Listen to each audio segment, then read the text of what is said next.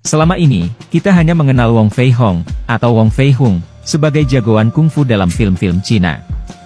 Dalam film itu, karakter Wong Fei Hong diperankan oleh aktor terkenal Hong Kong, Jet Li. Namun siapakah sebenarnya Wong Fei Hong?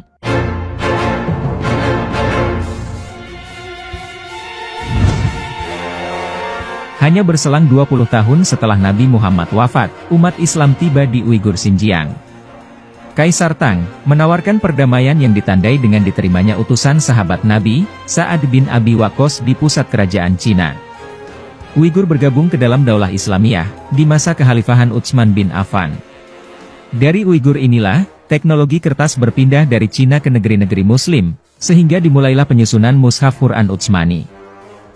Selama lebih 1400 tahun atau 14 abad, Uighur tetap menjadi negeri Muslim. Walaupun pernah dikuasai Mongol di abad ke-13 Masehi.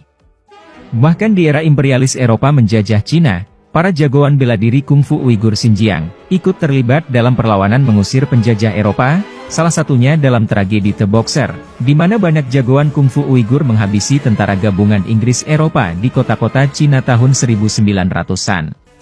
Ketika tokoh komunis mau terusir dari kota-kota Cina tahun 1940-an, ia lari ke Xinjiang, menumpang hidup di wilayah Uighur.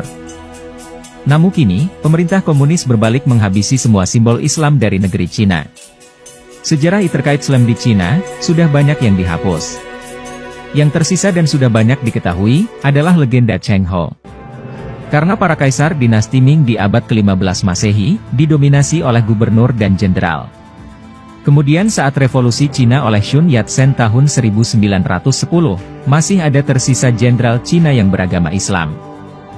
Inilah yang membuat kita akhirnya tidak paham, kalau Wong Fei Hong itu seorang Muslim.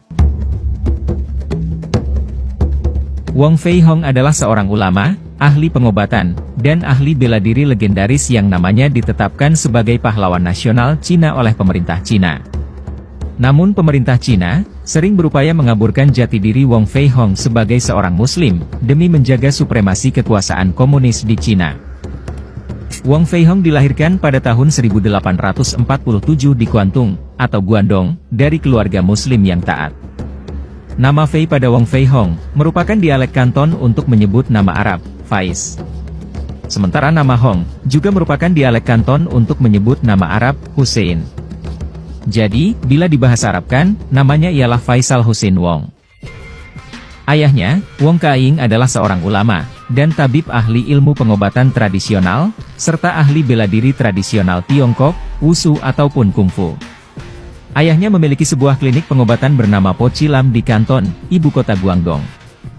Wong Kaing merupakan seorang ulama yang menguasai ilmu Wushu tingkat tinggi. Ketinggian ilmu bela diri Wong Kaing membuatnya dikenal sebagai salah satu dari 10 macan kuantung. Posisi macan kuantung ini di kemudian hari diwariskannya kepada Wong Fei Hong. Kombinasi antara pengetahuan ilmu pengobatan tradisional dan teknik bela diri, serta ditunjang oleh keluhuran budi pekerti sebagai Muslim, membuat keluarga Wong sering turun tangan membantu orang-orang lemah dan tertindas pada masa itu. Karena itulah, masyarakat Kuantung sangat menghormati dan mengidolakan keluarga Wong. Pasien klinik keluarga Wong yang meminta bantuan pengobatan, umumnya berasal dari kalangan miskin yang tidak mampu membayar biaya pengobatan. Walau begitu, keluarga Wong tetap membantu setiap pasien yang datang dengan sungguh-sungguh. Keluarga Wong tidak pernah pandang bulu dalam membantu, tanpa memperdulikan suku, ras dan agama, semua dibantu tanpa pamrih. Secara rahasia, keluarga Wong terlibat aktif dalam gerakan bawah tanah melawan pemerintahan dinasti Qin yang korup dan penindas. Dinasti Qin adalah dinasti yang merobohkan kekuasaan dinasti Yuan yang memerintah sebelumnya. Dinasti Yuan ini dikenal sebagai satu-satunya dinasti kaisar Cina yang anggota keluarganya banyak yang memeluk agama Islam. Wong Fei Hong mulai mengasah bakat bela dirinya sejak berguru kepada Luk Ah Choi, yang juga pernah menjadi guru ayahnya. Luk Ah Choi inilah yang kemudian mengajarkan dasar-dasar jurus Honggar, yang membuat Wong Fei Hong sukses melahirkan jurus tendangan tanpa bayangan yang legendaris. Dasar-dasar jurus Honggar ditemukan itu merupakan pengembangan dan andalan dari Hong Hei Kun, kakak seperguruan Luk Ah Choi. Hong Hei Kun adalah seorang pendekar Shaolin yang lolos dari peristiwa pembakaran dan pembantaian oleh pemerintahan dinasti Qin pada 1734. Hang Heikun ini adalah pemimpin pemberontakan bersejarah yang hampir mengalahkan dinasti penjajah Qin yang datang dari Manchuria, sekarang kita mengenalnya sebagai Korea. Jika saja pemerintah Qin tidak meminta bantuan pasukan-pasukan bersenjata bangsa asing, Rusia, Inggris, dan Jepang, pemberontakan pimpinan Hang Heikun itu niscaya akan berhasil mengusir pendudukan dinasti Qin. Setelah berguru kepada Luk Ah Choi, Wong Fei Hong kemudian berguru pada ayahnya sendiri. Hingga pada awal usia 20-an tahun, ia telah menjadi ahli pengobatan dan bela diri terkemuka. Bahkan, ia berhasil mengembangkannya menjadi lebih maju. Kemampuan bela dirinya semakin sulit ditandingi, ketika ia berhasil membuat jurus baru yang sangat taktis namun efisien, yang dinamakan jurus cakar macan, dan jurus 9 pukulan khusus. Selain dengan tangan kosong, Wong Fei Hong juga mahir menggunakan bermacam-macam senjata.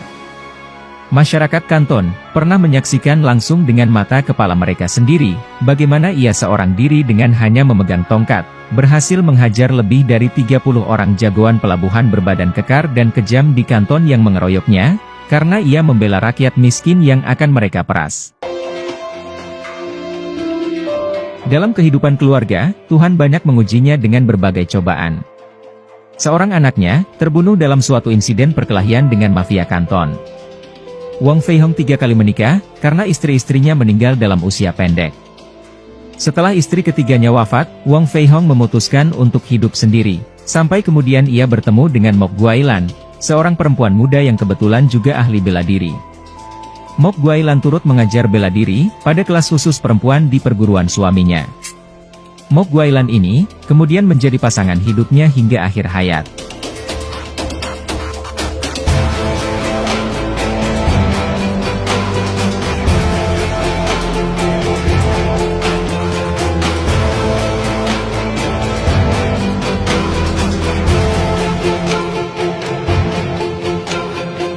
Pada 1924, Wong Fei Hong meninggal dalam usia 77 tahun. Masyarakat Cina khususnya di Guangdong dan Kanton, mengenangnya sebagai pahlawan pembela kaum mustad'afin, yang tidak pernah gentar membela kehormatan mereka. Siapapun dan berapapun jumlah orang yang menindas orang miskin, akan melawannya dengan segenap kekuatan dan keberanian yang dimilikinya. Wong Fei Hong wafat dengan meninggalkan nama harum, yang membuatnya dikenal sebagai manusia yang hidup mulia. Walau begitu, kisah tentang Wong Fei Hong ini, oleh situs Kominfo dilabeli sebagai disinformasi, karena narasi ini memang ada beberapa kejanggalan. Di antaranya, ketika keluarga Wong terlibat dalam gerakan melawan pemerintahan dinasti Qin yang merobohkan dinasti Yuan.